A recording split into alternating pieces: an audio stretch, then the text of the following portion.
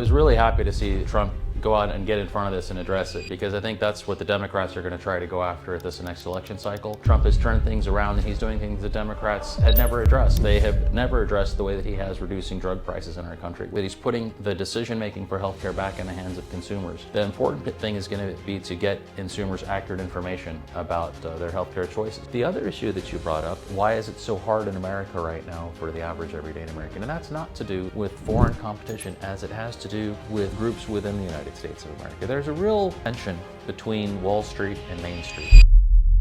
Hi, this is Dr. Nagy with the Dr. Nagy Show. Thanks so much for tuning in today. I'm Dr. Aury Nagy, running for U.S. Congress in Nevada's 3rd Congressional District to replace Susie Lee. Today I have with me Riley Keohen, who is a board member of the Nevada Republican Club and a political organizer. He has a long history in global finance and in digital currencies. I met him at a Christian business group meeting at 6 a.m. at a coffee shop in Summerlin. And he was so sharp and so bright, I had to have him come on and talk to us and just tell us more about what he has found important going on in Summerlin and Nevada, and what he'd like to see us do in Washington. Sure. So thank you for having me today. It was great seeing you then. We've run into each other sometimes 3 or 4 times in a single week and say we're going to get together, so it's good to finally be here.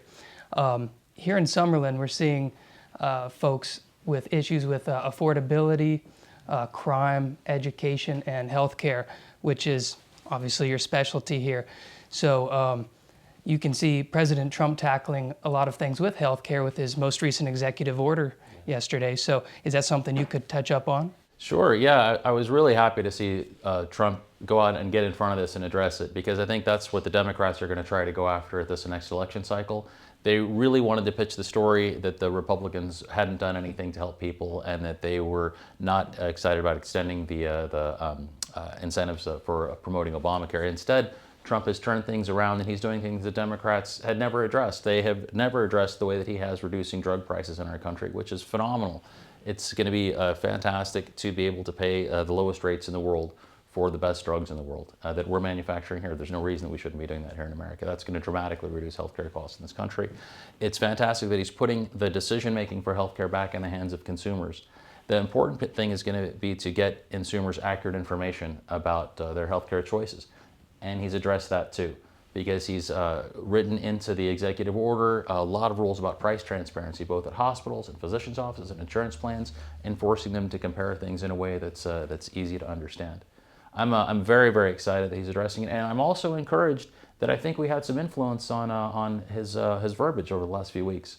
You know, we had written that letter to Donald Trump, and we had sent it over 2 days before Christmas. And we sent it to a lot of people here in town who, have direct ties to the White House. A lot of folks who, know Donald Trump here in Las Vegas. And we asked him, please, put this in front of his staff. And about 10 days after we sent that, Donald Trump started tweeting out language about, how bad the insurance companies are in this country and how much they've been exploiting the people of our nation. And we're very happy to see that that's part of his thinking now, and that he's incorporating that into his healthcare plan. Yeah, well, to add on to that, we saw Mamdani and a lot of these people run on these issues at the end of 2025, where the Democrats had a very successful election. So you can see President Trump pivoting and really addressing these issues like you mentioned. He is unafraid to tackle difficult issues, and I think that's why we all voted for him to elect him. He's got the kind of courage that it takes to take on deep establishment interests. The insurance companies and the pharmaceutical industry spend hundreds of millions of dollars every year lobbying people in Washington. And it's going to be very difficult to get these things passed through. But I think Donald Trump is absolutely strong enough, and he's going to need people elected into Washington to help him get it done. I'm very much looking forward to helping him do that. So you've already influenced him somehow, right? And you're not even in office yet. But once you are in office, do you have any additional ideas of how you can get that fixed? Oh yeah. So the best plan, I think, for healthcare in America is a plan that works in combination with the federal government and with the state governments. So state governments have the ability to license the insurance agents and to regulate insurance companies, to provide permits for the insurance companies that can sell here. And that means that they can pass laws that influence these entities. And so they can pass laws that influence the development and promotion of mutual insurance companies as opposed to publicly traded health insurance companies. And the reason to do that is there's a difference in incentives for the CEOs. The CEO of a publicly traded firm has two goals. The first is to charge as much as possible to everyone in the state, so as much money as they can extract. And the second goal is to provide as little care as possible. To the extent that they do both of those things, they maximize profits for the company, shareholder valuation, and CEO bonuses. But that's obviously not in the interest of patients. In the mutual insurance company model, which is what we had in the 1980s when we had the best healthcare in the world and it cost less than half of what it does now. In the 1980s, it was all mutual insurance companies, and the CEO of that firm still has to negotiate hard with people like me, doctors and hospitals and the pharmaceutical companies, but there's no incentive to deny appropriate care. Because if he denies appropriate care, the people who own the company, the policyholders, the patients, will fire him because there's accountability now. And so now that CEO's job is to provide the highest quality care for the lowest possible cost, which is exactly lined up with the incentives for the patients. So we should encourage the structuring of corporations like this. The other thing about mutual insurance companies is they're local. So what will happen is the hundreds of millions of dollars that are being siphoned out of Nevada right now to go in profits to Wall Street for these insurance companies, and then from there to their investors in China, Russia, Saudi Arabia, the central banks of Europe, that money will instead stay in Nevada. So hundreds of millions of dollars will recirculate here in our own economy. And what happens if the insurance company makes a profit? Well, in mutual insurance companies, what they do is they take those profits and they give them to their shareholders, the patients. And then the next year, instead of taking money from them just to give the money back at the end of the year, they just reduce their premiums. So you can institute this plan and actually see premiums fall while the quality of healthcare rises. It's the best plan in America. It will save hundreds of billions of dollars for our economy.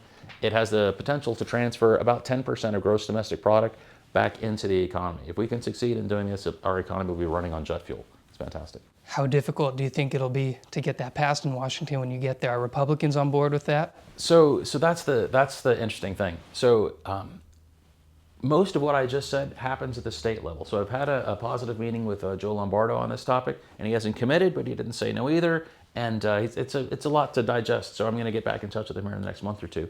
I had a conversation with Andy Biggs, who's running in Arizona, and I laid this out to him. And at first, he's like, who's this guy from Nevada chasing me around this conference? Sure. But afterwards, about 20, 30 minutes later, he came back and he said, that's actually really good, and we're going to pursue that. I'd like to get together again. And so I think we can get every Republican governor in the country on board with this. And I think if they're all trying to do the same thing, it's going to be too difficult for the insurance companies to fight this in every single state. They'll try, but it's possible for them to undo all of that good work that we do on the state level in Washington unless there's somebody up there defending us. So that's the reason I'm running.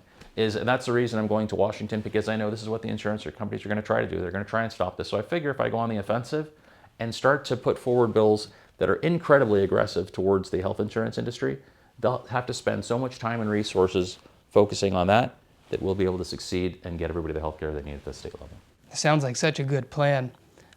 Your only opponents I could see are the lobbyists and maybe Susie Lee. Where does she stand on that issue? Susie Lee, the thing about Susie Lee is she doesn't stand up on things, right? She stays in the background. She didn't stand up for Nevadans when she had the opportunity to protect TIPS here in the state, to protect Social Security here in the state, to 30%, or 25% of the people here in this district rely on Social Security for their income. 25% of the people here in this district rely on TIPS as a big part of their income. It would have made sense for her to stand up and defend those people, and she didn't. She stayed sitting down, and she's going to stay sitting down on this issue too. She's had 8 years to do something to improve health care for the people of our community, and she hasn't. She doesn't have the leadership, the vision, or the courage to stand up against those people around her. She seems like she's gotten very complacent in her seat, that she doesn't have to do anything for us anymore. So the fact that you're going on offense to try to fix that's very reassuring. I appreciate you saying that. I appreciate you saying that. I think it's going to be a tough fight, but I'm up for it. I've been fighting these guys for a long time, and making a lot of enemies doing it. And with visibility, like we said earlier, I've seen you at every event. I've never seen her out once. Yeah. So. Again, she's sitting down. She's not standing up for the people in Nevada. Absolutely. Well, so if we get up to Washington, what are some issues that are particularly important for you that you'd like to see addressed up there, that are struggles that you have to deal with? Sure. Well, just with my personal bias, I'd like to see another vote for the Clarity Act right now, which just got postponed again yesterday. That is for blockchain and enabling regulations so that it's no longer the Wild West. And so we could move forward with crypto and all that. So I'd like to hear where you stand on that. And then also on housing. Okay, so housing, I think Trump did the absolute right thing on focusing on the problem that we have in this country where the gigantic banks that are able to get credit at incredibly low interest rates then take that access to money and use it to compete with people who are paying very high rates for interest.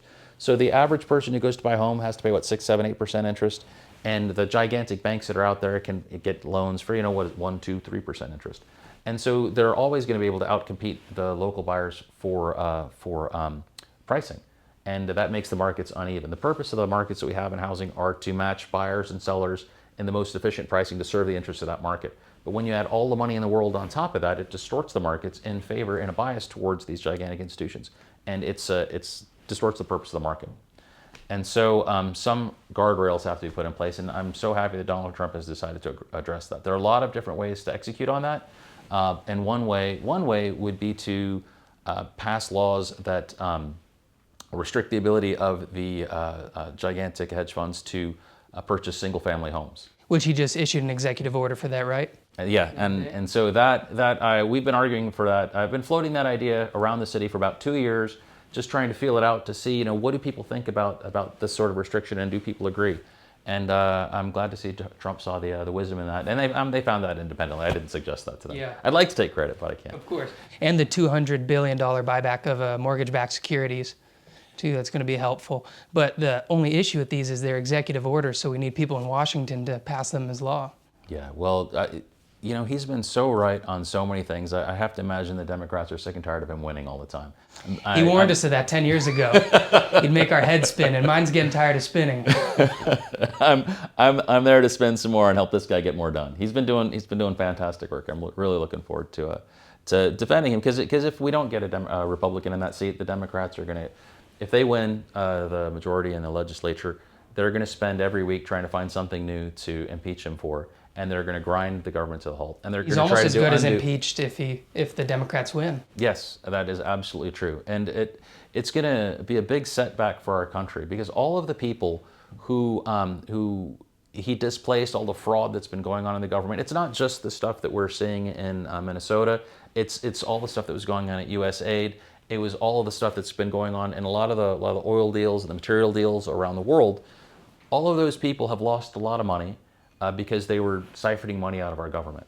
And they are sitting there kind of rubbing their hands together, planning for the day this guy's out of office in 2 years. And if they can, defeat him in 9 months now, and put their own people in and stop him from doing anything further, it's going to be a catastrophe for our country. Well, that's a really good point on fraud. Minnesota's an absolute mess. But it begs us to question, well, what about in Nevada? Is there any fraud going on here? Yeah. So the Medicaid fraud unit here is very active.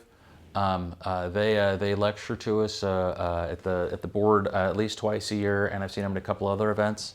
And they were seeing about $1 million in fraud a month through these sophisticated scams where the guys go and they set the operation up and they put a patsy in as the actual owner of the entity, and they're operating for 3 months, and they realize in the 4th month they're going to be caught, and this patsy is going to get taken down. He'll get arrested, and they'll have already opened another clinic and started up again in a new location for these guys to go track down. The problem is that the patsy who's been there for the takedown, the courts aren't sentencing them to meaningful convictions. So they get a slap on the wrist, they're out back, I think in a few months is what's happening. The fines aren't significant for them, and compared to the amount of money that these guys are making, and it's just going on and on and on. And without the assistance of the court system, of the Attorney General, to really go after these people with the vicious penalties, that are going to continue to take advantage of the people we're saying. So we really need cooperation from our Attorney General. And I wish the guy we had up there right now was doing a better job. Frequent flyer forward. Yeah, just so, right? Mm-hmm. Just so. If he had, I don't know, if he couldn't stop that kind of crime, I don't know how he's going to stop crime when he becomes our governor.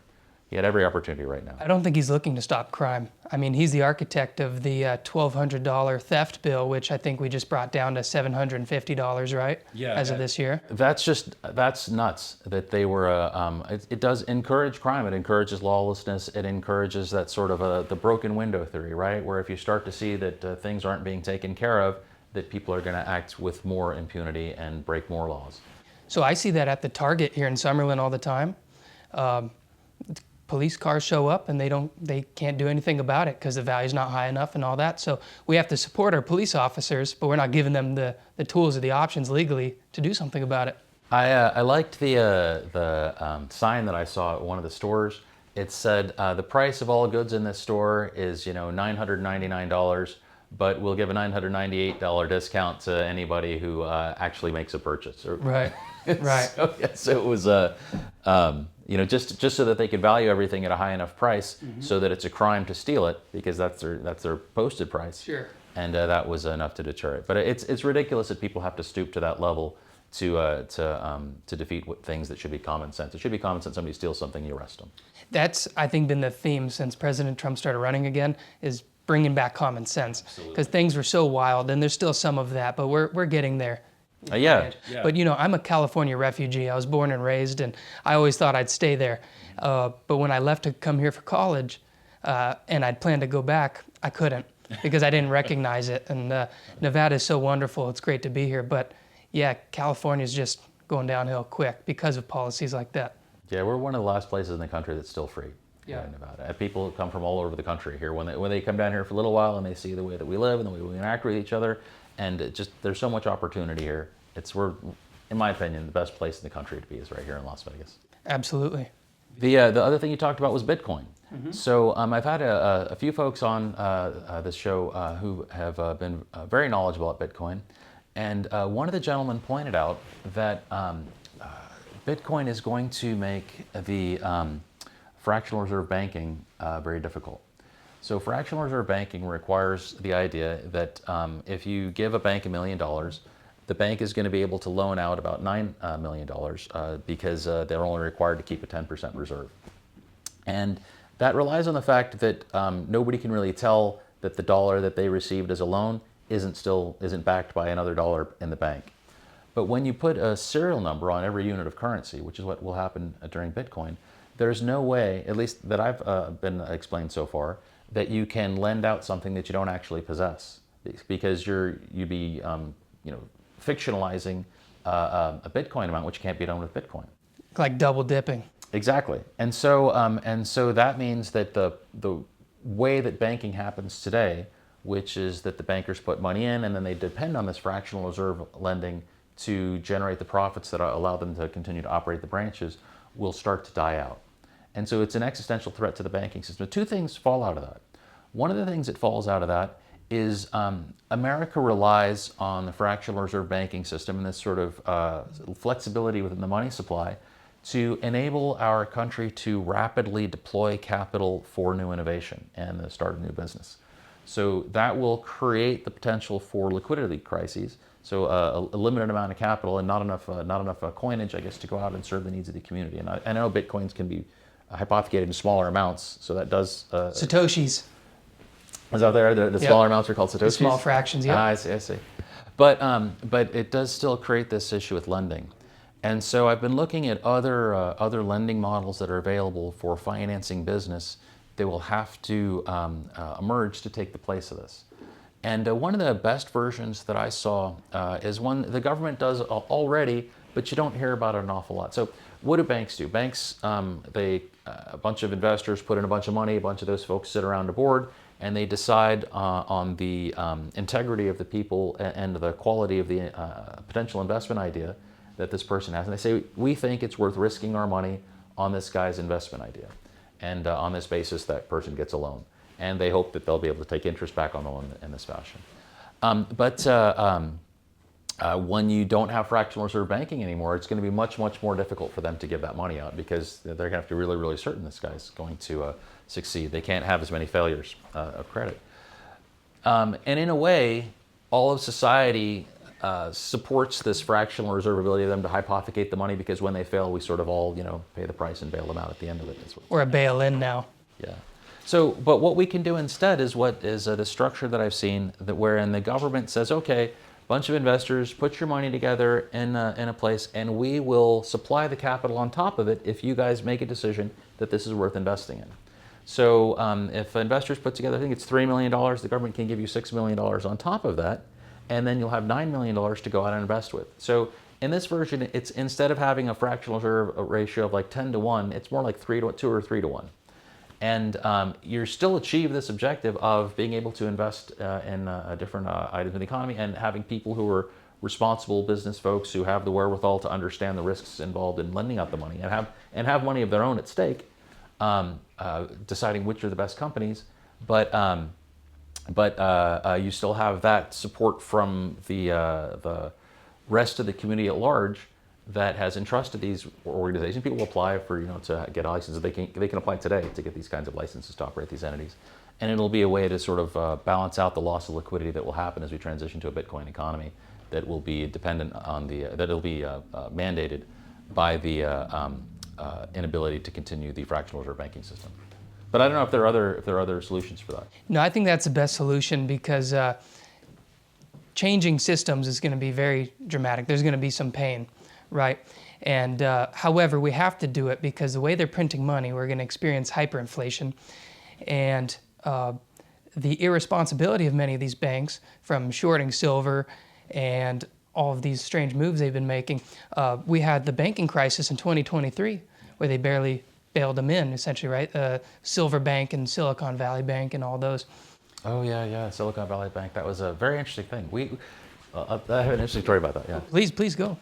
So we had been at JP Morgan.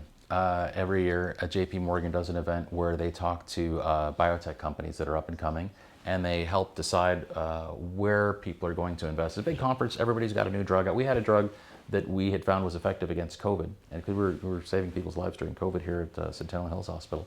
And we combined that generic with another generic. We applied for patents, and we had, in the process of getting this drug through, and we were looking for funding over there. And a fellow from Silicon Valley Bank had come in and said that I think it was 50% of all of the new drugs that had been successfully approved had banked at their bank. Wow. And so I don't know what exactly that meant. Maybe they were just that good at sort of finding the partners who were going to succeed. But we thought if they have those kind of connections, we need to go and open up an account over there. Do you know what happened to them? And so the day that we went to open our account, nobody was picking up the phone. And I was like, that's so weird. That's so rude. We waited 2 weeks for this appointment. Here's our appointment date. And now they're, and then I, watched on TV as Silicon Valley banks, suddenly insolvent, being closed because I think the debt that they had taken on was no longer viable.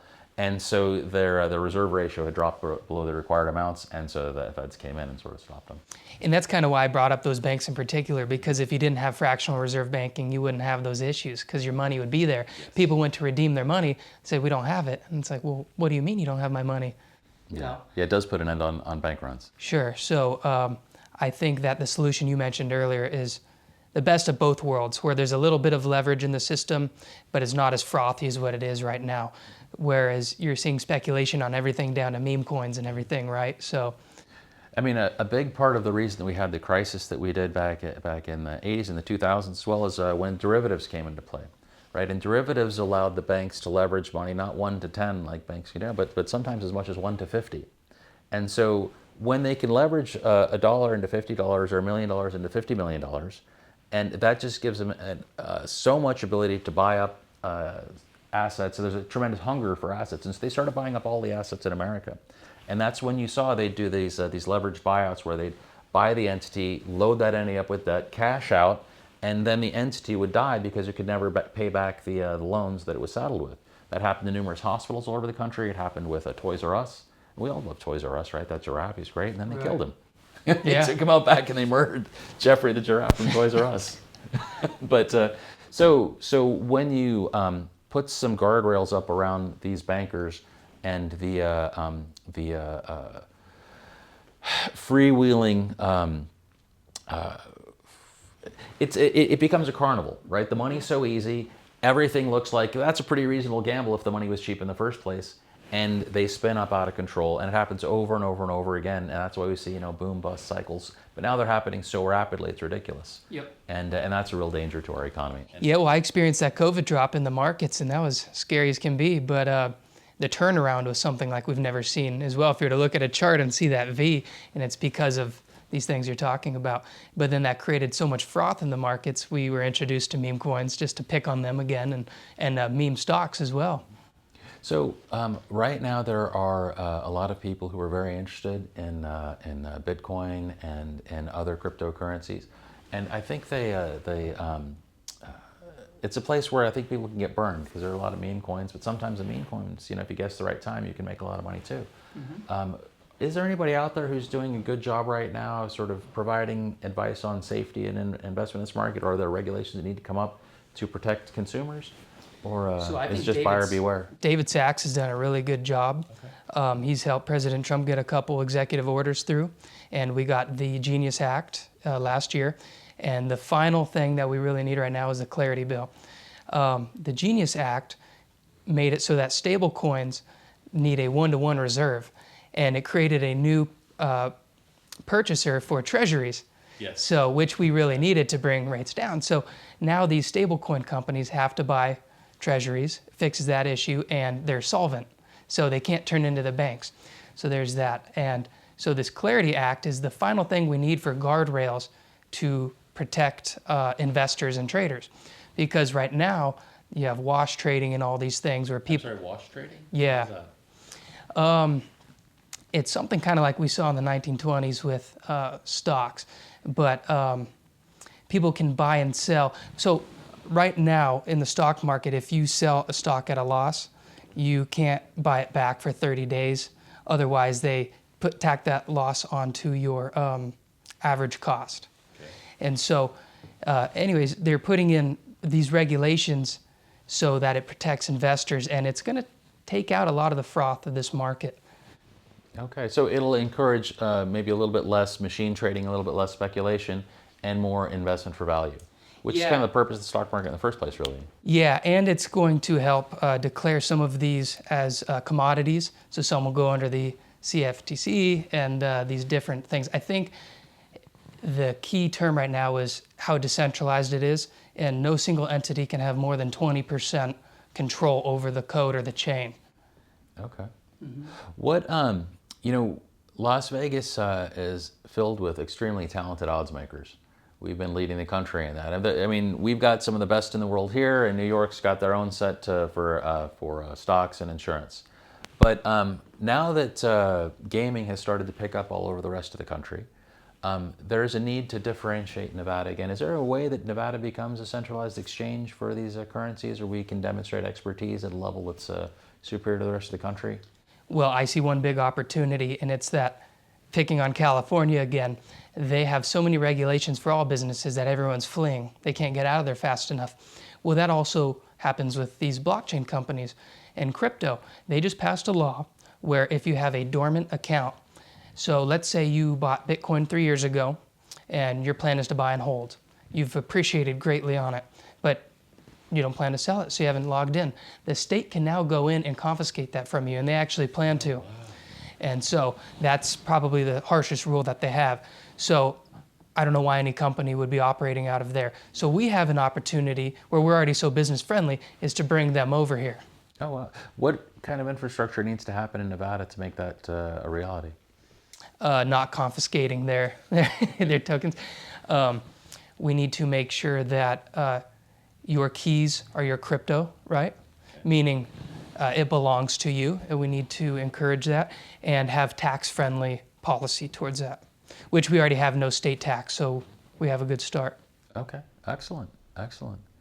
Well, what other topics do we need to cover? We talked about Bitcoin, we talked about healthcare, we talked about the economy, and how about crime a little bit. Well, sorry, go ahead. Do you want to do more on crime? No, go ahead. How about education? Okay. Education, I have been really excited by a couple things. First of all, the #1 high school in America is up the street over there at West Tech. A lot of people don't know that, but our school system has some bright pockets out here. There has been some improvement. Governor Lombardo had mentioned that at his campaign announcement over at Rancho High School, where he was. Or so it was Las Vegas High or Rancho High? I think it was Rancho, because didn't he go there? Yes. I think he's I think it was there. But he was talking about what the high points of the things that have improved so far. So we've started to make improvements. I was really impressed when I went out to one of the charter schools out here, the Pinecrest Sloan Academy was the one that I had happened to visit. And I had been a big critic, honestly, of these charter schools for a while. I remember when they first rolled out, there were a couple schools that had opened up, and midway through the year they had collapsed, and the kids were left stranded and didn't have anywhere to go. And in my head, that was what was imprinted as this is what a charter school is. And so, but finally, somebody convinced me to go out. Victoria Seaman actually convinced me to go out and visit this Pinecrest, and I was just blown away. So you would say you've pivoted on policy for that? Absolutely. Yeah, they're fantastic. The leadership that they have over there at that school was extraordinarily responsive to the needs of the community, to the needs of the students. They were willing to try many new and innovative things that you don't see happening at the regular schools, because I think there's such a bureaucracy they have to deal with in order to make any kind of changes within the different schools here. And at a charter school, they can pivot and adapt to the immediate needs of the community. I was so impressed that they had 3 flight simulators over there, because they have a program at the school where they teach kids who, maybe not everybody needs to go to college, and they have a pathway for kids to go through high school and get a fantastic career as a pilot. I mean, those guys, life's pretty good, guys and girls, Sure.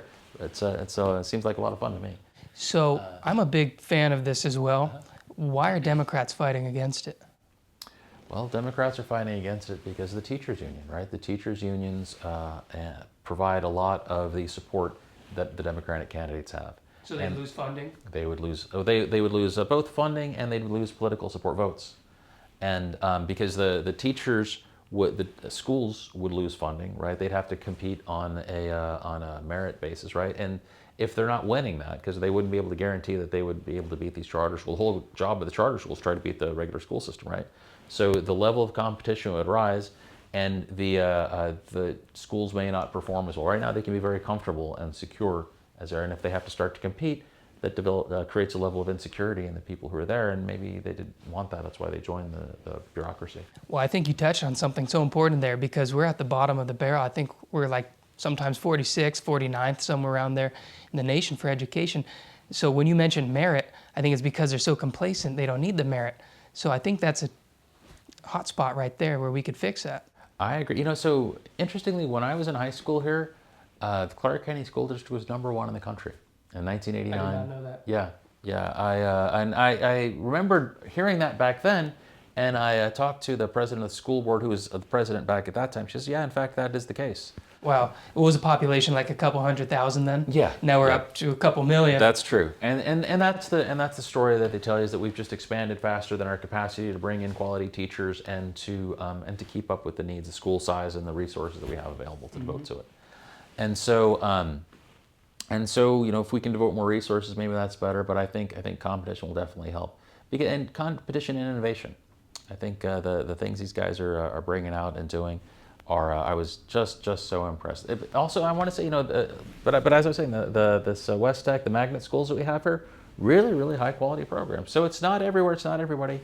When you talk to the folks at the who are within the school district now, a lot of them complain that part of the reason that we're ranked so low is because the way that testing is done is doesn't take account for the people who are learning English as a second language.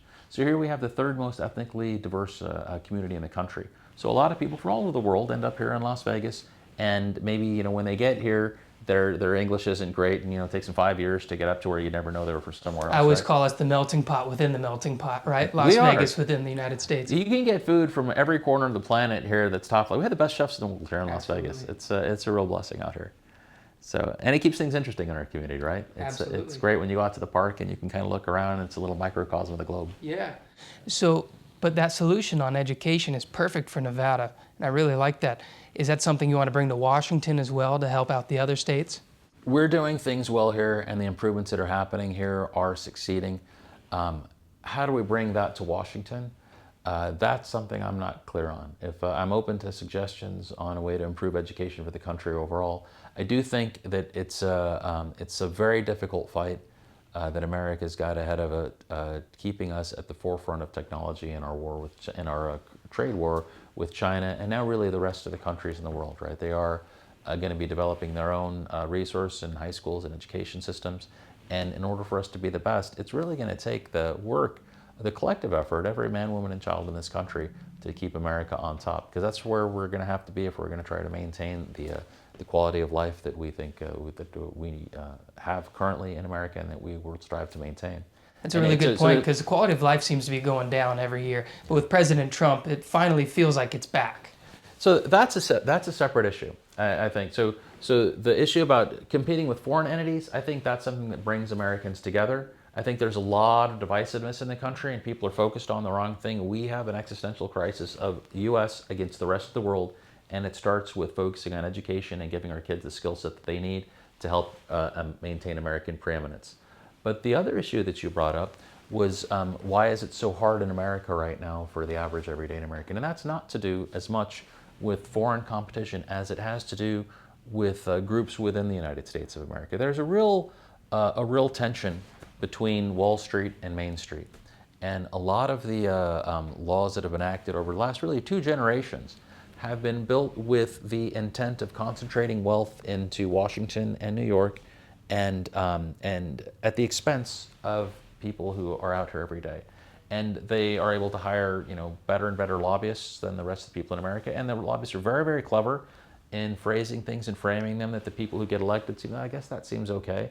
Or their campaigns get funded by those kinds of folks. And then what can they do, right? That they owe these people favors for getting them into office, perhaps. And so what you see is the laws getting written more and more and more in favor of these entities that have no loyalty to the people out here in the States, but only to themselves and their corporate structures. And then they take the capital and the resources they've accumulated and lift them and go to Europe or to some other part of the world where the tax rates are low. This is one of the best things that Trump did when he came in the first term, was he started to force companies that had resources out of the country, their headquarters out of the country, and brought them back into the United States. Like, he made them recognize you're American companies. The ability that you have to trade your goods in the world is because of the security that our government provides. The fact that you've dominated many foreign markets is due to the efforts of the American U.S. commercial services. We support you in every corner of the planet. The research that helped to develop the technology that you guys are utilizing, a large part of it was developed on the backbone of the tax dollars that were spent by U.S. consumers. And now you want to take all of those resources and pretend that that's all yours, and that you're citizens of the globe, and that you can go anywhere and leave the people of the United States of America who helped you build your company behind. That's not right. And Donald Trump is doing something about that. And there is a huge cadre of people within our government who are globalists in this fashion. And they absolutely believe that the purpose of our government is to serve these corporations and these bureaucratic state entities. And Donald Trump is working very hard to destroy that, and that's why they work so hard against him. That's why they tried to impeach him so many times. That's why they went after his financial assets. That's why they tried to take his life, because he's fighting these very, very difficult, evil, dangerous people. They even tried to bankrupt him. Yeah. So that prompted a question for me. What is your opinion on stock trading for congressmen or elected officials? So that's an interesting one, because one of the things that's going to happen with any rules that come about that is they'll try to circumvent them, right? They'll start to call their cousin or their cousin's cousin's cousin, and then it will all be hidden, right? And it'll be this nest of lies that people will utilize in order to do the same things that they can now do openly. What I think would be good is if they just had to publish everything on like a ticker, right? I mean, if your congressman is up there and they said, today, these are the stock trades I made, anybody who wants to jump on board with me, I think these things are going to go up based on things I can't tell you, but maybe you guys should jump on board too. Yeah, like the Pelosi tracker. But I mean, that's at the very least, all their constituents get that, get the same advantage that they hope to get. And I mean, if you were gonna send somebody to Washington, and they could help support you in that way, you'd kind of want them to too, no? Sure. And even though, like, I'm biased, I love the stock market and everything, and that's my bread and butter, I was for banning it just because of all the crooked things we're seeing. But I've always wondered what the workaround is. I figured that could backfire, and that's a very good point you mentioned. Yeah. Because then they just give it to their cousin or whoever. Yeah. It's people will find a way to sort of exploit the system. Yeah. And this way, at least, they don't have to exploit it, and it can be done in a way that benefits, the people who put them in that position in the first place. So I kind of like that idea. But maybe it's not the best idea. Maybe there's a better one. We're, open to discussion. Email us on the website or text us.